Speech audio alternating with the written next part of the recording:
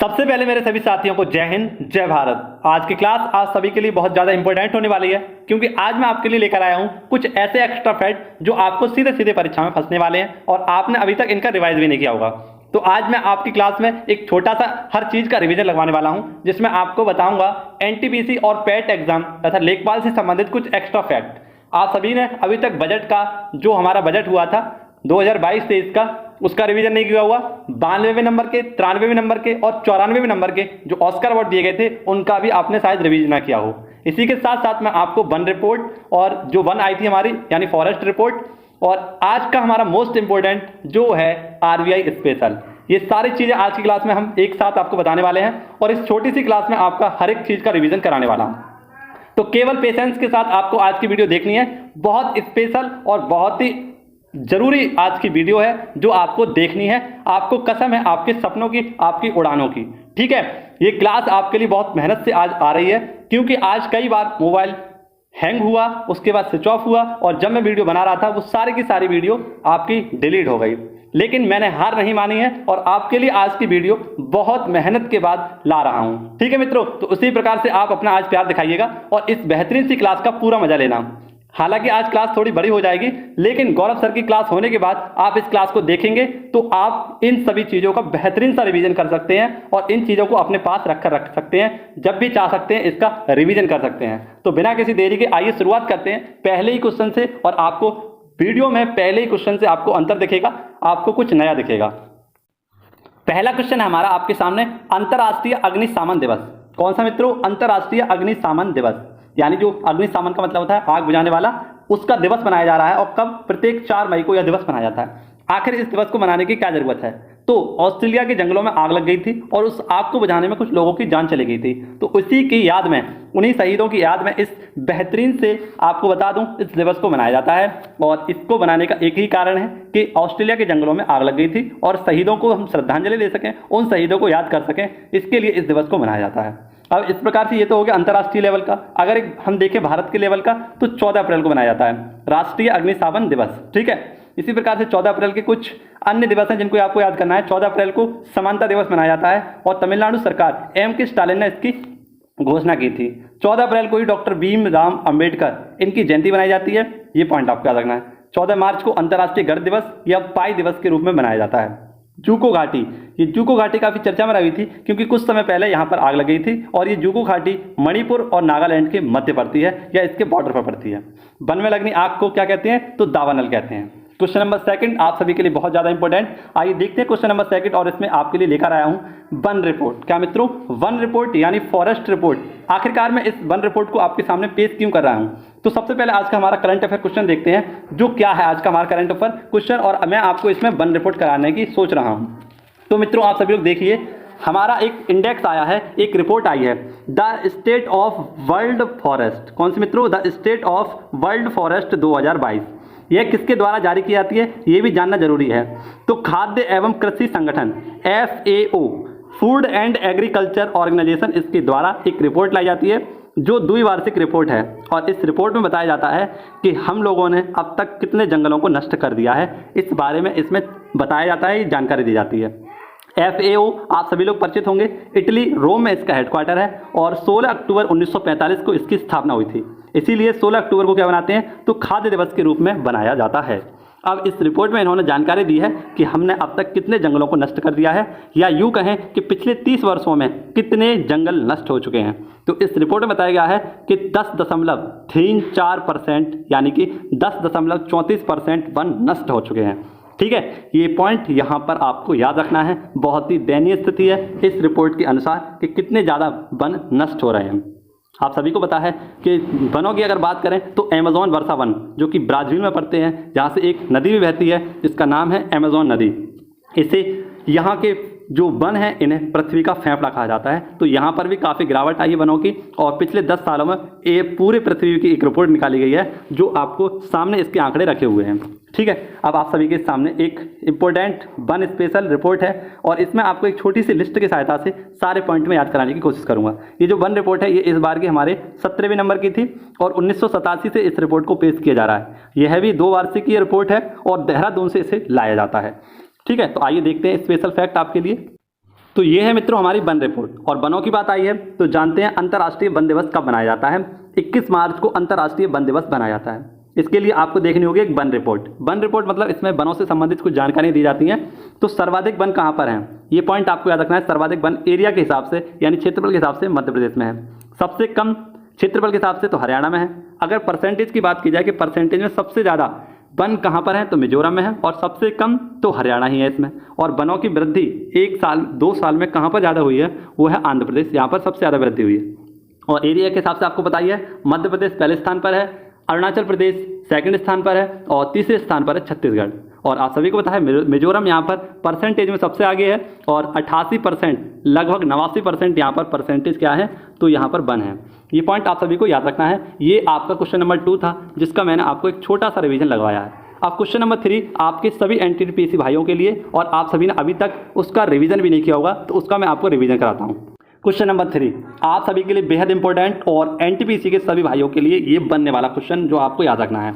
तो देखिए मित्रों, वित्त वर्ष 2022-23 में भारत के सेवा क्षेत्र निर्यात कितना रहा है ना। भारत का सेवा क्षेत्र में निर्यात कितना रहा है ये हमें जानना है। तो एक बहुत ही छोटा सा मामूली सा आंकड़ा है आपके सामने, और देख सकते हैं कितना छोटा और मामूली सा आंकड़ा है। 254.4 बिलियन डॉलर, 254.4 बिलियन डॉलर सेवा क्षेत्र में भारत का निर्यात रहा है। आखिरकार ये सेवा क्षेत्र क्या होता है, तो भारत में 3 क्षेत्र हैं, है ना। और इन 3 क्षेत्रों में पहला आता है प्राइमरी सेक्टर, दूसरा आता है सेकेंडरी सेक्टर, और तीसरा आता है टर्सरी सेक्टर। प्राइमरी सेक्टर में कृषि आता है, सेकेंडरी में आपकी फैक्ट्री, कोई बिजनेस, है ना, कोई भी ऐसा कार्य जो प्राइवेट है वो किस में आ जाता है, सेकेंडरी में। और टर्सरी में आप जो सेवा करते हैं यानी आप सरकार के लिए जो काम करते हैं, सरकारी नौकरी जो करते हैं, वो किस में आ जाता है, जीडी, मतलब इसमें सेवा क्षेत्र में आता है। ठीक है। और ये टर्सरी जो होता है हमारा, ये सर्वाधिक जीडीपी का ग्रोथ होता है, यहाँ पर सबसे ज़्यादा जीडीपी प्राप्त की जाती है। और इसी प्रकार से अगर हम बात करें सेवा क्षेत्र में निर्यात, इस बार सबसे ज़्यादा रिकॉर्ड तोड़ गया है 254.4 बिलियन डॉलर। इसी प्रकार से 2019-20 में ये कितना रहा था, तो 213.2 बिलियन डॉलर ये रहा था वित्त वर्ष 2021-22 में, माफ करना 19-20 में। लेकिन 21-22 में कितना रहा है, तो ये रहा है 254.4 बिलियन डॉलर। अब बजट स्पेशल आपके लिए क्या है, बजट स्पेशल। तो इसका एक छोटा सा रिवीजन लगवाऊंगा और बताना आपको ये रिवीजन कैसा लगा। ये हमारा बजट है मित्रों, और इस बजट में आपको बताऊंगा कुछ प्रमुख आंकड़े। इनमें आंकड़ों पर हम चर्चा करेंगे और ये आंकड़े ही आपकी परीक्षा में बने जाएंगे।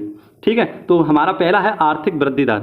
ये कितना रहा था, 9.2% आर्थिक वृद्धि दर था। राजकोषीय घाटा कितना था, तो 6.4% राजकीय घाटा था। इसी प्रकार से कृषि बजट, तो कृषि बजट में वृद्धि कितनी हुई थी, 0.3%, और ये रहा कितना था, तो 3.9%। क्योंकि बजट जो हमारा 2021-22 था उसमें ये 3.6% था, तो यहाँ पर देख सकते हैं 0.3 की यहाँ पर वृद्धि हो जाएगी। कारपोरेट टैक्स इसमें 15%। डिजिटल करेंसी टैक्स पर कितना लगेगा, तो डिजिटल करेंसी यानी बिटकॉइन पर आपको पता है कितना, 30% टैक्स कर दिया गया था। इसी प्रकार से देखें रक्षा बजट पर कितना खर्चा किया गया था, तो 8%, और पेंशन पर 4% यहाँ पर खर्चा दिखाया गया था। नई वंदे भारत ट्रेनों की संख्या कितनी थी, तो 400 थी, और इन 400 ट्रेनों के लिए एक तकनीक आई थी, इसका तकनीक का नाम था कवच तकनीक, और इस कवच तकनीक का सफल परीक्षण भी कर लिया गया है, और स्वयं रेलवे मंत्री अश्विनी वैष्णव ने इसको अंजाम भी दिया था। नया राष्ट्रीय राजमार्ग, तो 25,000 किलोमीटर यहाँ पर रोड बनेगा, नया राष्ट्रीय राजमार्ग रहेगा, जिसके लिए 20 लाख करोड़ रुपए का खर्चा बताया गया है। यहीं पर आप देखें 1 क्लास 1 टीवी चैनल, तो 12 से 200 नए चैनल खोले जाएंगे बच्चों को अलग अलग विषय के पढ़ाई के बारे में पढ़ाने के लिए 1 क्लास 1 टीवी चैनल योजना चलाई गई थी। कुल घरों तक जल, तो 3.5 करोड़ घरों तक शुद्ध जल पहुंचाया जाएगा, और इसके लिए 60,000 करोड़ रुपए का आवंटन किया गया है। सरकार का पूंजीगत व्यय क्या है इस बार के जो आपका बजट आया है, तो ये है, आप सभी को याद रखना है, 39.45 लाख करोड़ रुपए। इसी प्रकार से पीएम आवास योजना के तहत नए घर कितने बनाए जाएंगे, तो 80 लाख नए घर बनाए जाएंगे। नेशनल हेल्थ मिशन पर खर्चा कितना किया जाएगा, तो 37,800 करोड़ रुपए नेशनल हेल्थ मिशन पर खर्चा किया जाएगा। और ये पॉइंट आपको याद रखना है, टेलीमेडिसिन प्रोग्राम के तहत 23 नए स्वास्थ्य केंद्र भी खोले जाएंगे। तो ये छोटा सा बजट का आपके लिए एक रिवीजन था। आशा करता हूँ ये मेहनत आपको पसंद आ रही होगी। और आज मैंने आपको बताया शुरुआत में ही कि एक वीडियो मैंने बनाई थी, लगभग आधा घंटे से ज़्यादा की ये वीडियो हो चुकी थी, और उसके बाद मोबाइल हैंग हो गया, क्रैश हो गया, और पूरी वीडियो मेरे हाथ से चली गई। तो पुनः से अपने इस वीडियो को आपके सामने बना रहा हूं और शायद अभी भी ये क्रैश ना हो तो आपके सामने आ जाएगी और आप सभी लोग इसका मजा ले रहे होंगे, भरपूर आनंद ले रहे होंगे। अब उस क्वेश्चन की ओर आपको लिए चलता हूं जो आपने अभी तक शायद ना और आपने पढ़ लिया हो तो आपका एक 3 साल के अंदर का पूरा करंट अफेयर इसी चंद मिनटों में पूरा होने वाला है। तो आइए देखते हैं पहला क्वेश्चन क्या है हमारा करंट अफेयर क्वेश्चन, और उसके बाद ये बेहतरीन से स्पेशल जो आपके लिए लेकर आया हूं इन्हें देखना। 75वें कान फिल्म फेस्टिवल महोत्सव में पहली बार किस देश को सम्मानित किया गया है? तो इसमें भारत को सम्मानित किया गया है और ऑनर ऑफ कंट्री के रूप में भारत यहाँ पर पेश किया गया है 75वें कान फिल्म फेस्टिवल में। इसमें ज्यूरी की हेड कौन बनी है? तो ज्यूरी की हेडों में शामिल होने वाली बनी है दीपिका पादुकोण। दीपिका पादुकोण को आपको याद रखना है दावोस में एक मीटिंग हुई थी और इस मीटिंग के तहत यहाँ पर इन्हें क्रिस्टल अवार्ड से भी सम्मानित किया गया था। ठीक है, ये पॉइंट आप सभी लोग याद रखना। अब आप सभी के लिए एक छोटा सा बेहतरीन सा 2 मिनट का रिवीजन जो आपके 3 साल के करंट अफेयर को आपकी मुट्ठी में कर देगा। तो जैसा कि आपको बताया था 92, 93 और 94 नंबर के मैंने ऑस्कर अवार्ड बताने की कोशिश की थी, लेकिन इसी में हमारा एक लिस्ट में थोड़ा सा ऊपर और एक पॉइंट है, इसको देखते हैं। उसके बाद इन तीनों ऑस्कर अवार्डों को देखेंगे। तो 67वें फिल्म अवार्ड, ये भी आपके लिए इंपॉर्टेंट है और यह उपराष्ट्रपति वेंकैया नायडू जी के द्वारा 2019 के 2021 में प्रदान किए गए थे। इसमें बेस्ट फिल्म का अवार्ड किसे दिया गया था? छिछोरे चल झुट्टी, इसे दिया गया था। छिछोरे किसकी मूवी? तो सुशांत सिंह की मूवी थी, उसके लिए दिया गया था। बेस्ट एक्ट्रेस का अवार्ड कंगना रनौत को मणिकर्णिका और पंगा मूवी के लिए दिया गया था। बेस्ट एक्ट्रेस धनुष और मनोज वाजपेयी। धनुष रांझना हुआ मैं तेरा, कौन तेरे बिन मेरा। नेक्स्ट मोस्ट फिल्म फ्रेंडली, ये कौन था? सिक्किम राज्य था। दादा साहेब फिल्म पुरस्कार किसे दिया गया था? तो रजनीकांत। किसे? रजनीकांत अय्यड़ा, इसको दिया गया था। ठीक है, 92वें फिल्म अवार्ड कौन से थे? तो 92वें नंबर के ऑस्कर अवार्ड 2020 में प्रदान किए गए थे। बेस्ट फिल्म का अवार्ड दिया गया था पैरासाइट को। बेस्ट एक्टर का अवार्ड दिया गया था जोकिन फिनिक्स और इनकी मूवी का नाम था जोकर। कौन से मित्रों? जोकर, बहुत फेमस मूवी, आप सभी ने देखी भी होगी। ठीक है, बेस्ट एक्टर का अवार्ड किसे दिया गया था? तो रैनी जुबलेकर यहाँ पर दिया गया था बेस्ट एक्टर। 93वें नंबर के एक ऑस्कर अवार्ड आपके सामने है। अगर आप लगातार इस वीडियो से अभी तक जुड़े हुए हैं तो आपको सारी चीज़ें एकदम सिस्टमैटिक तरीके से समझ में आ रही होंगी। 93वें नंबर के ऑस्कर अवार्ड किसे दिए गए थे? तो बेस्ट फिल्म का अवार्ड दिया गया था नोमैडलैंड को। बेस्ट एक्टर का अवार्ड किसे दिया गया था? तो एंथनी हॉपकिंस को। और बेस्ट एक्ट्रेस का अवार्ड दिया गया था फ्रांसिसी मैकडॉर्मेंट को। ये पॉइंट आपको याद हुआ। अब 94 नंबर के आपके सामने कुछ क्वेश्चन आपके सामने हैं। तो 94वें नंबर के ऑस्कर अवार्ड इसमें किस किस को दिया गया था? तो आइए जानते हैं। बेस्ट फिल्म, ये कोड़ा मूवी, इस कोड़ा मूवी में एक एक्टर थी जिनका नाम था रूबी। कौन मित्रों? रूबी। ये एक गूंगे खानदान से थी और ये काफ़ी अच्छी सिंगर थी और एक बढ़िया सा सिंगर बनना भी चाहती थी। बेस्ट अभिनेता यानी एक्टर कौन थे? तो बिल स्मिथ। एक चांटा खींच के लगाते हैं ये और ऑस्कर अवार्ड अपने नाम कर लेते हैं। ठीक है, किंग्स रिचर्ड के लिए इन्हें दिया गया था। बेस्ट एक्टर, तो ये कौन है? Jessica Chastain. अभी फिलहाल में हमारे करंट अफेयर में 3 लेडीज ऐसी हैं जो जेसिका नाम से फेमस हैं। एक तो जेसिका चैस्टेन आपको याद रखनी है जिन्हें 94 नंबर का ऑस्कर अवार्ड दिया गया था। एक जेसिका अर्डन आपको नाम याद रखना है जो न्यूजीलैंड की प्रधानमंत्री हैं। और एक जेसिका नाम की एक और लेडीज़ है जो हाल ही में पहली अश्वेत महिला बनी है अंतरिक्ष में जाने वाली। ये पॉइंट भी मैंने आपको बताया था। तो इन तीनों जेसिका नाम की लेडीज़ों का नाम आपको याद रखना है, करंट अफेयर में ये बनी हुई है। ठीक है, तो यहाँ पर आपको क्लियर रहेगा।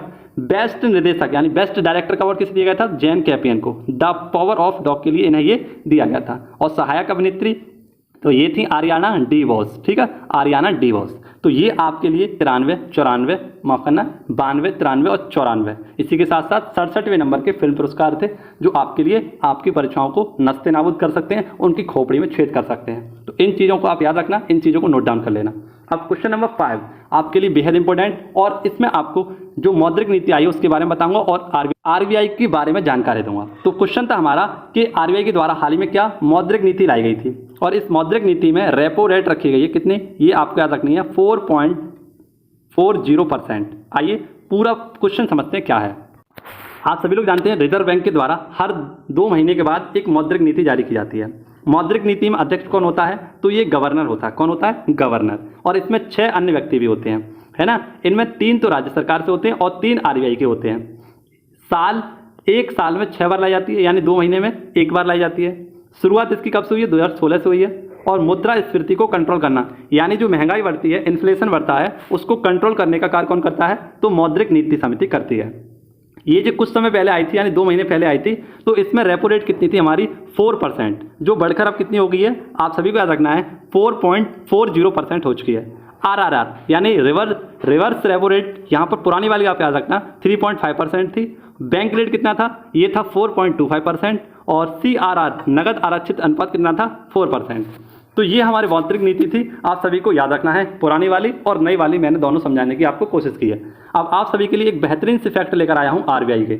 ये 2 मिनट का RBI का रिवीजन आपका 2 नंबर या इससे बढ़कर नंबर आपके कंप्लीट करा सकता है। तो आइए देखते हैं। देखिए मित्रों, अगर आपको मेरी मेहनत पसंद आए और आपको पढ़ाने का तरीका आपको अगर पसंद आए तो इन चीज़ों को आप एक बार वैल्यू देना, और यदि चैनल पर नए आए हों तो इस परिवार का, इस छोटे से परिवार का आप सभी लोग सदस्य बनना। RBI reserve bank of India, ठीक है। इसका प्रतीक अगर हम देखें तो इसमें ताड़ का वृक्ष होता है पीछे की तरफ, और देखें तो रॉयल बंगाल टाइगर आगे की तरफ होता है, ठीक है। ये पॉइंट आपको यहाँ से प्रतीक से याद रखना है। रिजर्व बैंक ऑफ इंडिया, इसे बैंकों का बैंक कहते हैं। क्या कहते हैं? बैंकों का बैंक। यंग हिल्टन आयोग या शाही आयोग की सिफारिश पर इसकी स्थापना की गई थी। इसकी स्थापना के लिए एक अधिनियम आया था 1934 में। जब इसकी स्थापना की गई तो वो डेट थी 1 अप्रैल 1935, यानी इसका स्थापना का इसके द्वारा हो रहा है तो अधिनियम 334 के तहत, और इसने काम करना कब स्टार्ट कर दिया? 1 अप्रैल 1935 से। इसका राष्ट्रीयकरण किया गया, यानी इसका भारत के बैंकों में विलय किया गया 1 जनवरी 1949 को, ठीक है। इसका मुख्यालय, इसका जब मुख्यालय यानी जब इसकी स्थापना हुई थी तब कहाँ पर था? कोलकाता में था। लेकिन उसके 2 साल बाद यानी 1937 में इसका हेडक्वार्टर कहाँ पर ला दिया गया? मुंबई में ला दिया गया। और अभी प्रेजेंट टाइम में इसका हेडक्वार्टर कहाँ पर है? तो मुंबई में है। यहाँ पर एक गवर्नर होता है जो प्रेजेंट टाइम में शक्तिकांत दास हैं, और 4 डिप्टी गवर्नर होते हैं, ठीक है। इन चारों के नाम मैं शायद आपको आगे बताऊं, लेकिन आप सभी को यहाँ पर इतना ही याद रखना है, ठीक है। ये 4 गवर्नर इतने इंपॉर्टेंट नहीं है आपके लिए, हालांकि कभी कभी पूछ लिए जाते हैं।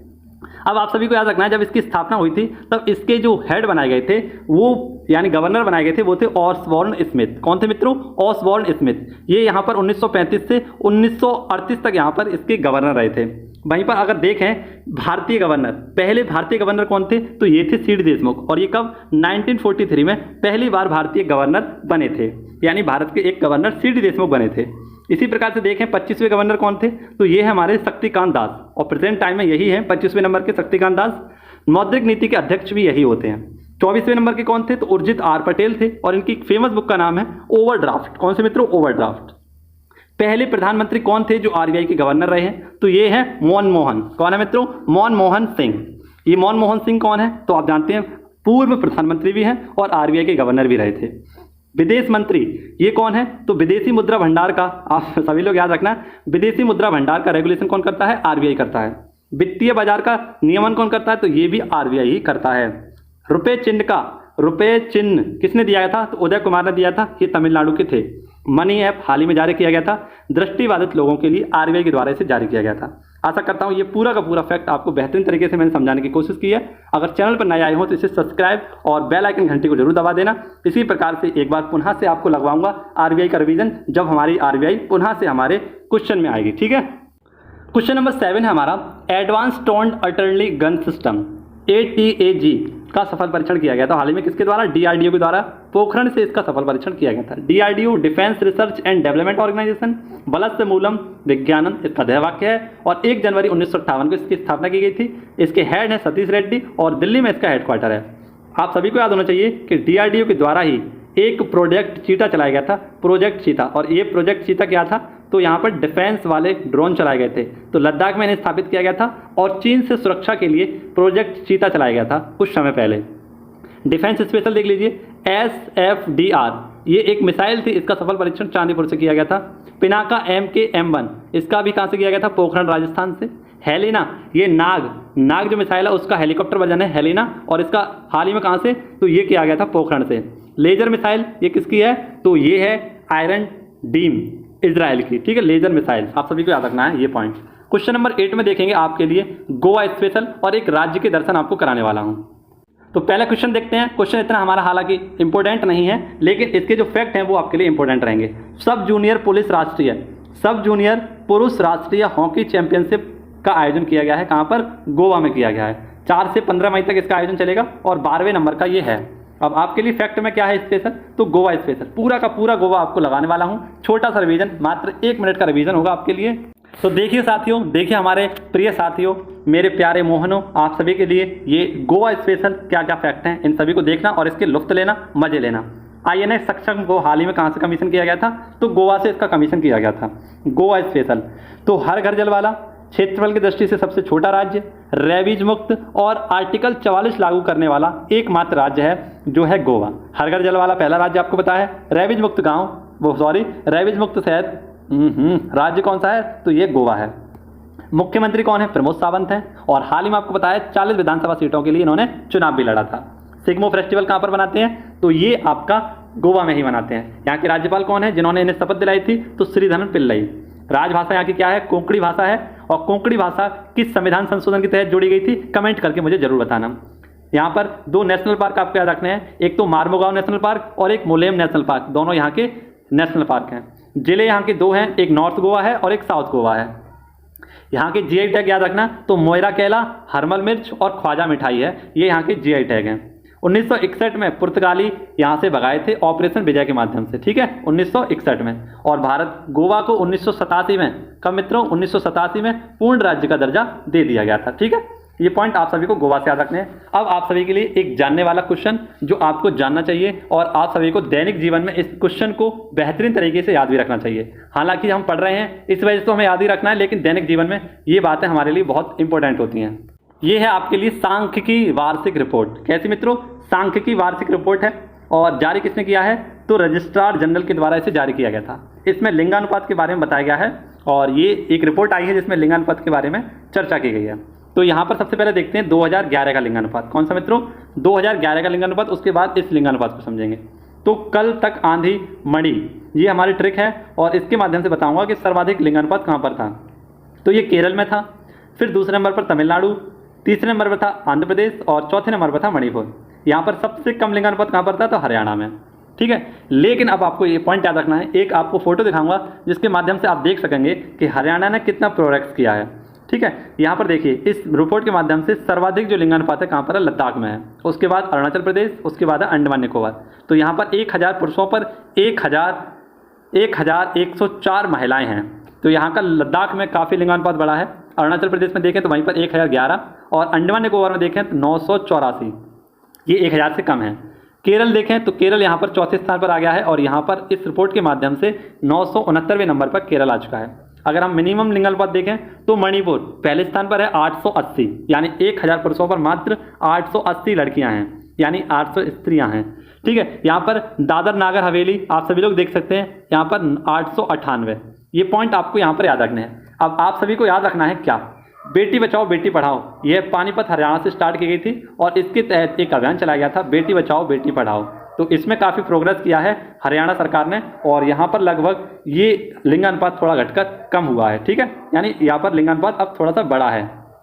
22 जनवरी 2015 को इसे स्टार्ट किया गया था लिंगानुपात को, माफ करना, बेटी बचाओ बेटी पढ़ाओ अभियान को। क्वेश्चन नंबर 10 आप सभी के लिए, और इसका आंसर देखते हैं। बोडो जनजाति का 61वां ये सम्मेलन कहाँ पर हुआ है, तो असम में हुआ है। राष्ट्रपति इसमें शामिल हुए थे। बोडो क्या है, एक जनजाति है, और मुझे आप कमेंट बॉक्स में बताना है कि बोडो किस संविधान संशोधन के द्वारा भारतीय संविधान में भाषा जोड़ी गई थी, ठीक है। यहाँ पर जो असम जाति के लोग हैं या बोडो जाति के जो लोग हैं, अलग बोडोलैंड की या अलग राज्य की मांग कर रहे हैं, ठीक है। तो इस चीज़ का आंसर आप कमेंट बॉक्स में बताना, एक तो कोंकणी भाषा वाला और एक बोडो डोंगरी वाला। अगर आप सभी लोग पढ़ाई के प्रति सिंसियर हैं तो इसका आंसर जरूर करेंगे, और आप सभी को इसका आंसर पता होगा तो जरूर ही करेंगे, ठीक है। नहीं पता होगा तो नहीं करेंगे। आज कल वाला जो हमारा सवाल था आपके सभी के सामने है, जिसमें मैंने पूछा था आप सभी से क्या, वायुसेना martial Arjan Singh memorial hockey tournament का तीसरा संस्करण कहाँ पर आयोजित किया गया था। तो किसी ने इसका आंसर सही नहीं दिया था, किसी का आंसर कमेंट ही नहीं आया था। इसका राइट आंसर है चंडीगढ़। आज का सवाल है, और आपको कसम है, आपको आपकी मेहनत की, आपको सपनों की। इसका आंसर आप सभी को देना है जरूर। अंतर्राष्ट्रीय गणित दिवस कब मनाया जाता है, इसका आंसर आप सभी लोग कमेंट करना, और बताना कि अंतर्राष्ट्रीय गणित दिवस क्यों मनाते हैं। जितनी भी जानकारी आप इस क्लास के बारे में जानते हो, इस क्वेश्चन के बारे में जानते हो, जरूर देना।